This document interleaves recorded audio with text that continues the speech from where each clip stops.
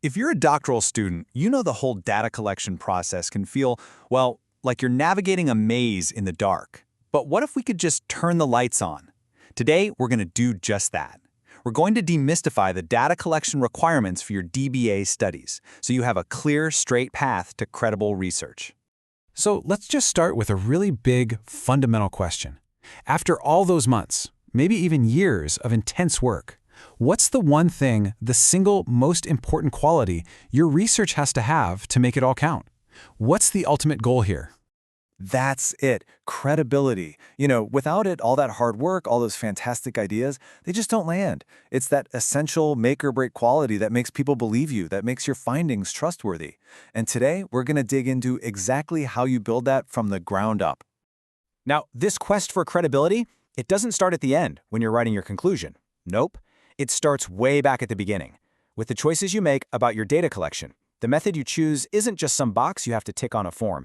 It is the absolute foundation that the trustworthiness of your entire study is built on. Okay, so let's look at our first approach, the DBA case study.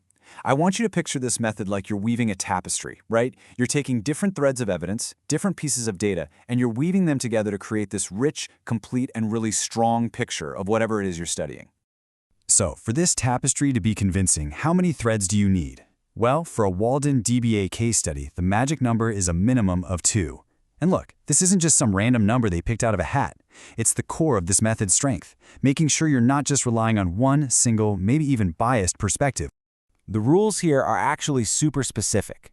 Your main thread, your number one data source, has to be interviews. But you can't stop there. You absolutely have to use a second source to back up, to corroborate what you're hearing in those interviews.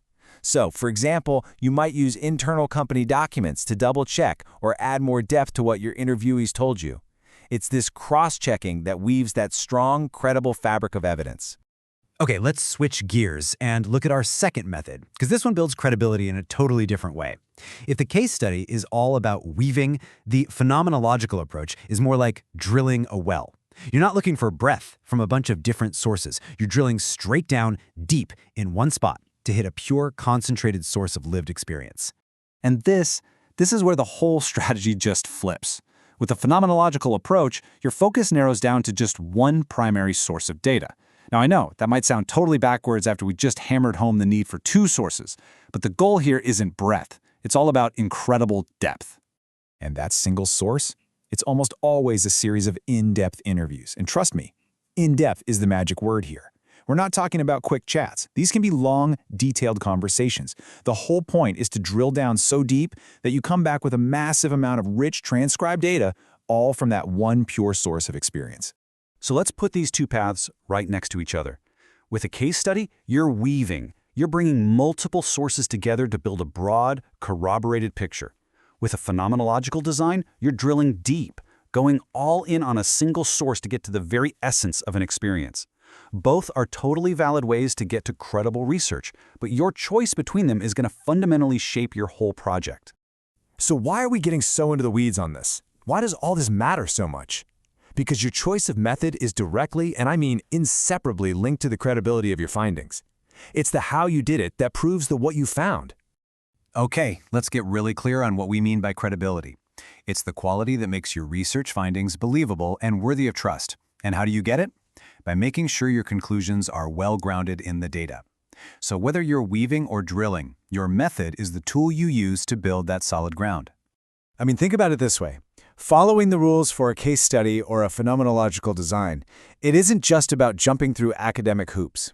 It is your active game plan. It's your deliberate strategy for convincing your reader that what you found is real, it's valid, and it's important. It's how you build that trust. All right, we've talked about the what and the why. Now for the most important part. What do you actually do with all this? Let's turn this understanding into immediate, concrete action you can take on your own research project.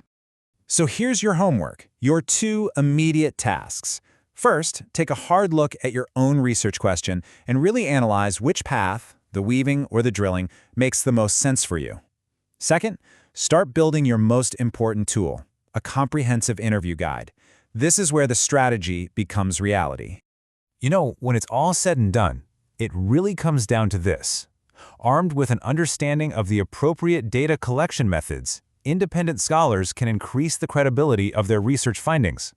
This isn't just some abstract theory. It's the practical tool that empowers you, that lets you produce work that really matters and can stand up to any scrutiny. So as you move forward from here, just remember that you're not just collecting a bunch of data points. You're gathering the building blocks for a powerful narrative. The real question you should be asking yourself is, what story will your data tell?